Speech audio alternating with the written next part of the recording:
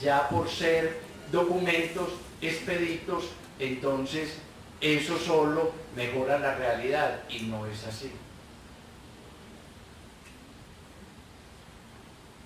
El 59% de los empresarios considera que la principal motivación para ofrecer un soborno a funcionarios del sector público es porque los trámites y procedimientos son muy engorrosos. Entonces se hacen normas y se legisla de tal forma que sea tan imposible para el ciudadano tramitar sus asuntos que tenga que conseguir todos los intermediarios, desde el abogado decente y correcto hasta el mediador incorrecto. Y uno dice, para que una ley sea legal, basta que haya sido formalmente hecha. Ay, muchas gracias. O se necesita también que la ley tenga un respaldo legítimo o de legitimidad ética y moral.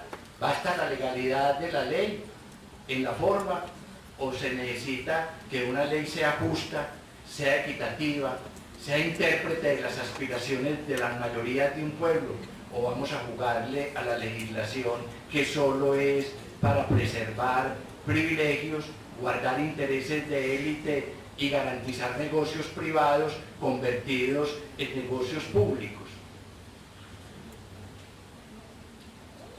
Yo los invito a ustedes a que observen simplemente como un laboratorio los que de investigación económica se ocupan, planeación nacional. Y yo creo aquí no estar faltando a ningún principio decir que planeación nacional no tiene nada de planeación y nada de nacional. Esa es una oficina privada de negocios de las multinacionales, a las que los gobiernos colombianos le entregan periódicamente este país convertido en toneladas, en barriles, en hectáreas, en lo que sea necesario comprar, hasta Isagen. Entonces, estamos frente a un problema que de verdad tiene dimensiones mayúsculas, porque tenemos la esperanza de que al salir del conflicto en La Habana, si se llega pues al final, se va a inaugurar un nuevo país. No, vamos a tener una condición favorable, pero el país que está por construirse es otro y muy distante. Entonces, ¿qué es lo que pasa con ese profesional? Esto me da mucha pena citarlo, pero como fue público, entonces lo traje en la presentación. Este señor fue el de Interbolsa, fue el que se publicó en los medios de comunicación con amplia difusión, y él dice una cosa: como un joven que lo tenía todo se dejó llevar por la fortuna. El principal testigo en el debate de Interbolsa reconoce sus errores.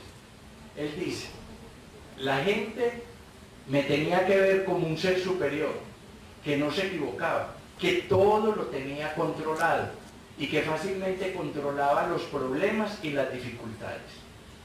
Mi prioridad era yo y nadie más. Yo era inexpugnable. Mientras Interbolsa siguiera creciendo y yo de la mano de ella, todo se valía.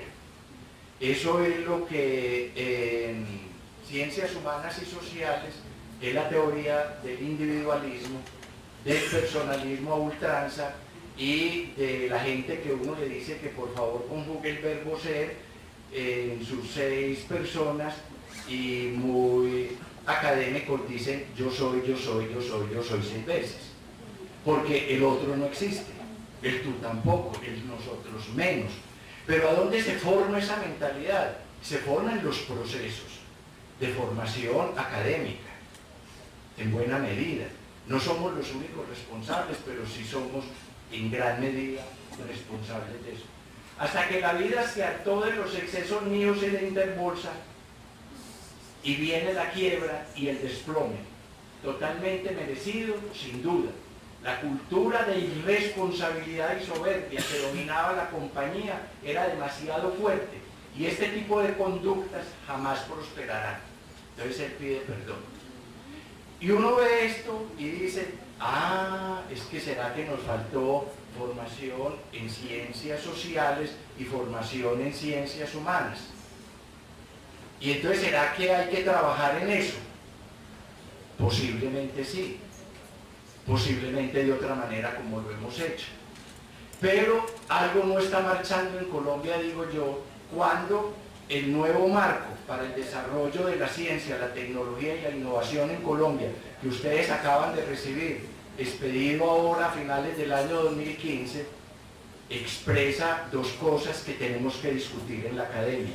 La primera es que Colciencia no vuelve a patrocinar proyectos de ciencias sociales ni humanas. Y segundo, que la formación de doctores no es cuestión de Colciencias, es cuestión del Ministerio de Educación, que afortunadamente para Planeación Nacional no tiene plata en el presupuesto para invertir en eso. Entiende uno y empieza uno a entender el país de una manera que es una lectura diferente. Bueno, como para ir saliendo de este infierno, estoy como los jesuitas, que cuando le hacen a uno ejercicio espiritual, lo primero que hacen es que lo meten al infierno. Y después uno queda muy agradecido porque así quieren el purgatorio, ¿no? Pero yo digo que es preferible sufrir que vivir engañados. Entonces es mejor conocer los datos, aunque nos hagan sufrir, que no pensar que estamos en el paraíso terrenal. En esta, que es una encuesta mundial, que es el índice de estados fallidos a 2014, con un puntaje de 83.1 sobre 120, Colombia ocupa el puesto 59 en 378 países que se midieron. Ustedes recuerdan en la época de los 90, los que tenemos pues más conciencia de esos años, porque aquí hay gente muy joven, que se hablaba de Colombia como un país fallido, inviable, una sociedad fracasada. Y empezó un movimiento que se dio en Medellín, una resistencia a esa degradación moral que significaba el narcotráfico con todas sus secuelas, la corrupción en el Estado, la alianza político-narco, la desviación de las instituciones del Estado como el Ejército y la Policía en la teoría de la seguridad nacional contra los derechos humanos y todo eso, y se decía, Colombia está muy mal y es un Estado fallido. Se llegó a hablar hasta si Naciones Unidas lo intervenía. Bueno, algo ha cambiado en estos 15 años, pero fíjense dónde estamos, en el puesto 59, que tampoco es pues una delicia.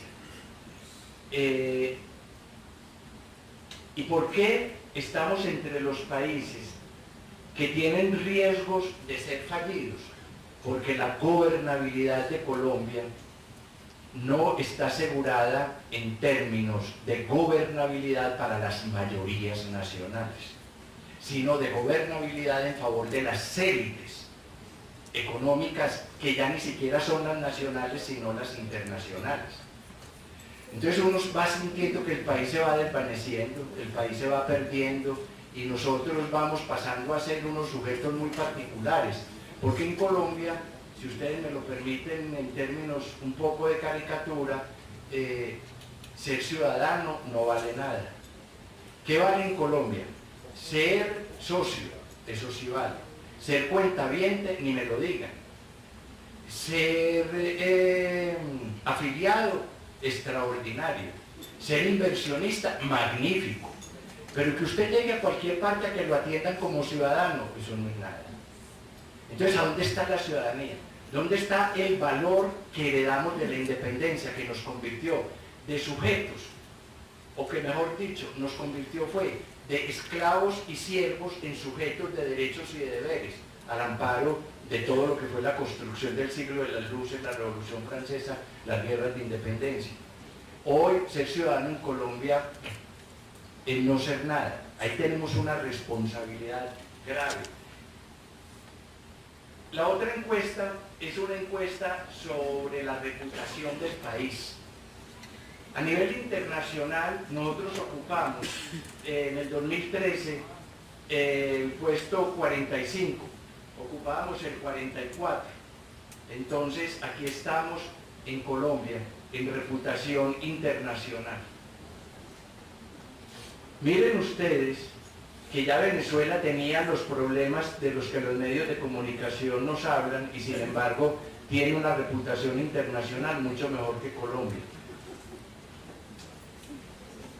Y uno se pregunta, pero Colombia no es la de los medios de comunicación donde todo está tan bien, tan extraordinario, maravilloso, vivimos de partido en partido de fútbol, de reinado en reinado de belleza y de telenovela en telenovela. No, es que ese país no es el real.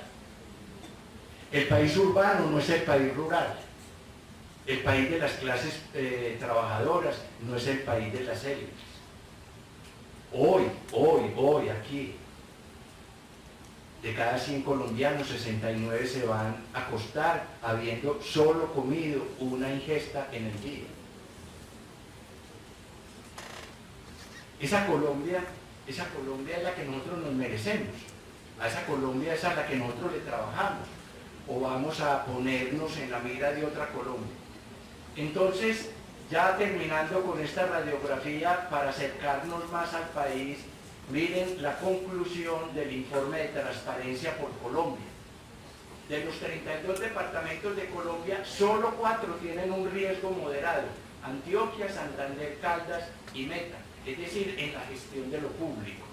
El resto del país está en unas condiciones que son, de riesgo muy alto y alto, apenas algunos en medio y en moderado los que tenemos, pero mire, en riesgo alto ninguna entidad territorial, en poco riesgo ninguna entidad territorial de las 32 del país.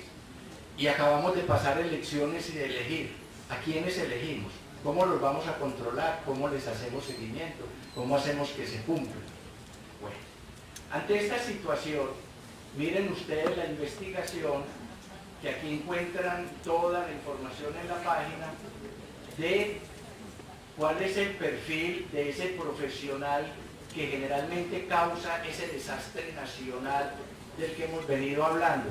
Miren el perfil que tiene: sexo masculino, edad de 31 a 40 años, con años de servicio en la empresa o en la institución donde trabaja entre 6 y más, y con un nivel educativo profesional.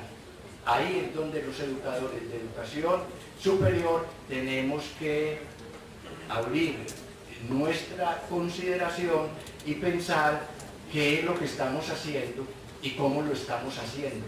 Porque en el afán de profesionalizar se nos ha olvidado una tareita que tenemos, que es el desarrollo integral del ser humano. Entonces,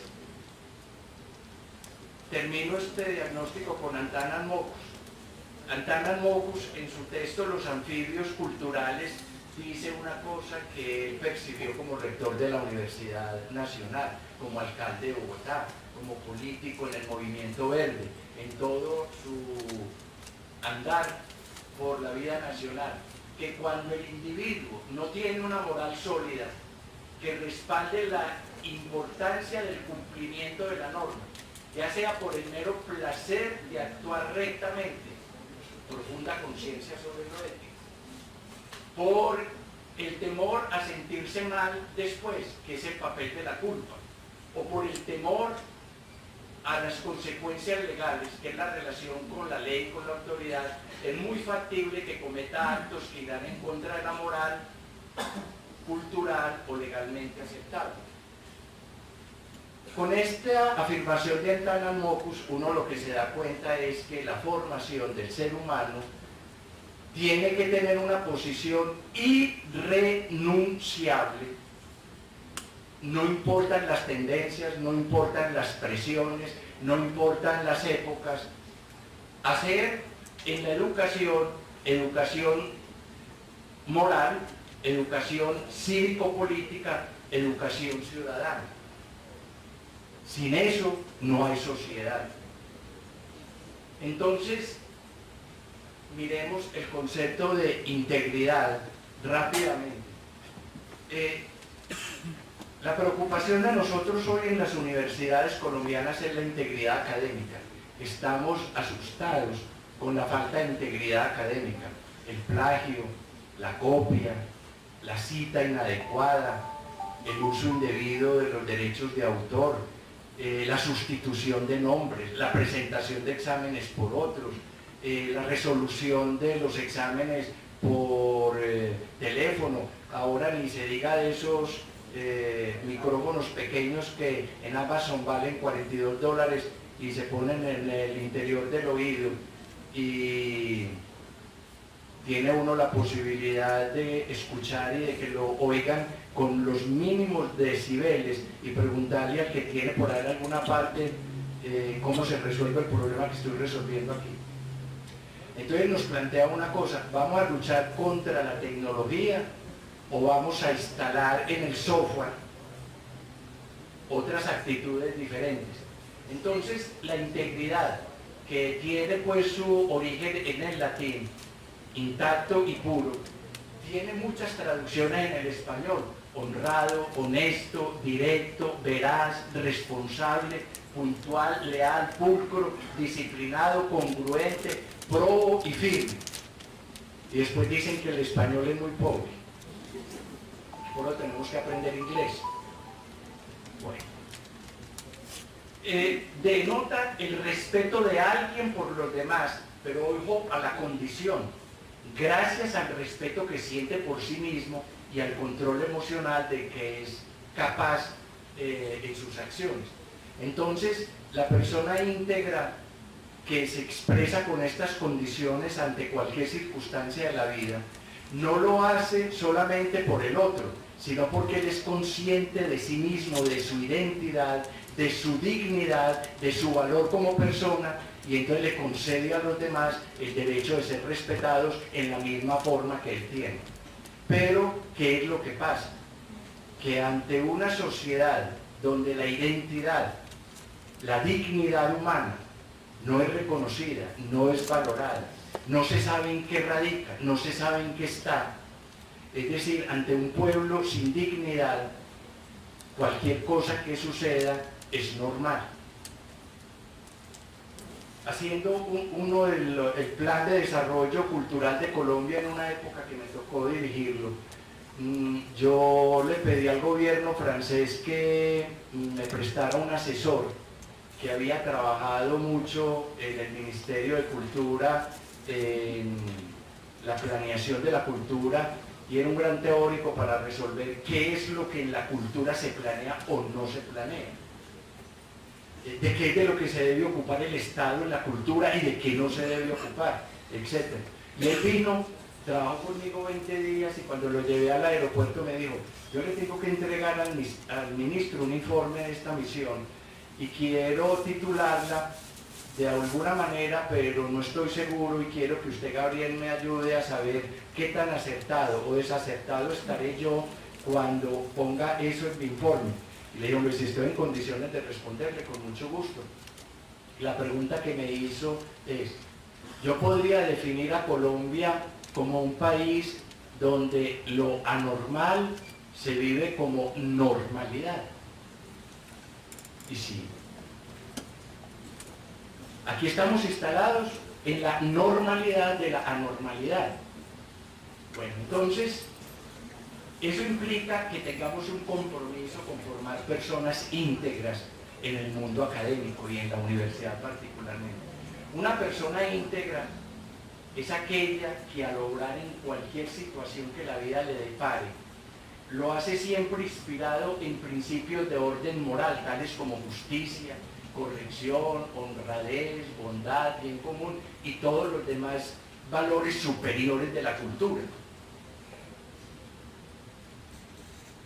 Como condición necesaria para permanecer fiel a sí mismo y ser socialmente intachable.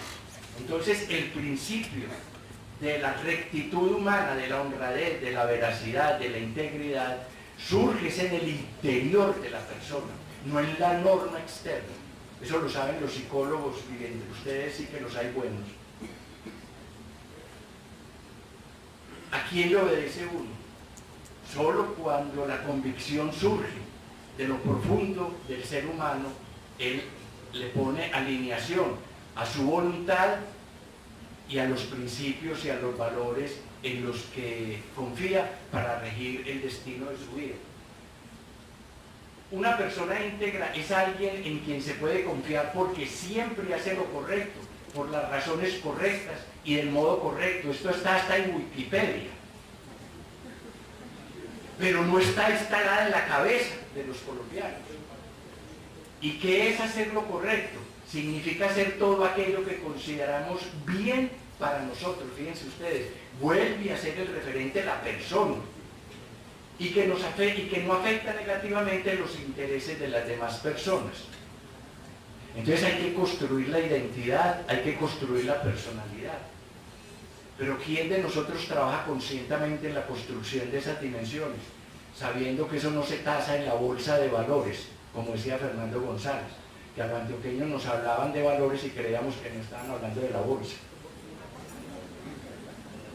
¿Qué es un educador íntegro? Bueno, se necesita ser en Colombia una persona íntegra, pero nosotros, además de ser íntegros como personas, tenemos unas exigencias de integridad académica por nuestra profesión. Yo me atrevo a decir que de un educador la sociedad espera que éste sea íntegro, que posea las cualidades y condiciones anteriormente descritas y que además en el ejercicio de su profesión ejerza en forma constante la autoevaluación frente a los resultados de su labor.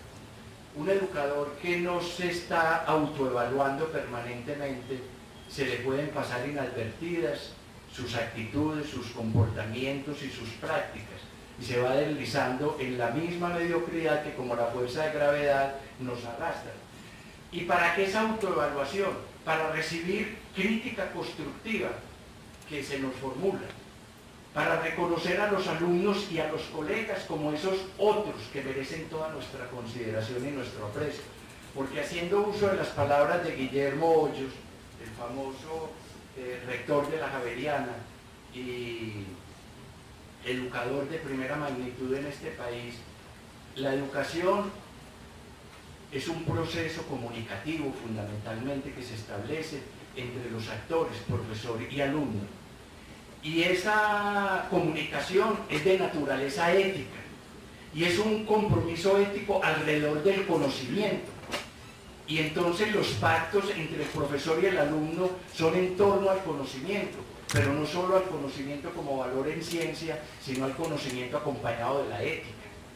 Y esa relación, así entendida, es la relación de diálogo entre semejantes, aunque seamos diferentes, alumno y profesor, pero nos comprometemos a trabajar juntos para lograr ese proceso de construcción humana y social que implica la educación. Bueno, integridad entonces, bajada del lenguaje filosófico, moral, social, político a la academia, implica rectitud del desempeño académico, y ya vimos al menos una sección de rectitud. Probidad y entereza en todas las acciones de enseñanza y aprendizaje. Probidad y entereza. Hombre, no podemos simular el conocimiento. El conocimiento no se puede hacer concesiones en él. ¿Se sabe o no se sabe? ¿Se conoce o no se conoce? ¿Usted sabe aplicar el conocimiento o no lo sabe aplicar? Pero en Colombia ha sido más importante el título que el conocimiento. Y resulta que hay cantidad de gente con título sin conocimiento, por eso el título se compra, se vende, se transa, se falsifica. Y no es aquí, es en cualquier parte. De la señora Angela Merkel hay una admiración y una actitud detestable en el mundo, pero es un gobierno reconocido. El serio lleva 3 ministros destituidos por haber plagiado la tesis de doctorado. Ahorita en noviembre, Harvard acaba de despachar 79 profesores por falsificar información en las investigaciones científicas. Pero como están apurados por escribir los papers para poder ascender en el escalafón, y entonces es el paper el que nos jala, pero no el conocimiento. Y el conocimiento sí será un valor en Colombia. Yo me atrevo a decir una cosa que, si de pronto el doctor Juan Luis me oye que la estoy diciendo aquí, me dice, ponerle a eso término relativo. Yo digo que los antioqueños yo lo soy y por eso me siento con más autoridad en decirlo, tenemos un problema cultural muy grave. El conocimiento no es un valor trascendental para nosotros. Para el antioqueño hay una escala y una jerarquía de valores donde el conocimiento es muy reciente, y más el conocimiento científico. Entonces, una sociedad que no ha apreciado el conocimiento se satisface con la simulación del conocimiento. Y por eso hacemos pasar de saber lo que no sabemos. Y todos podemos opinar y nos resguardamos en la opinión. Pero es que para opinar hay que saber.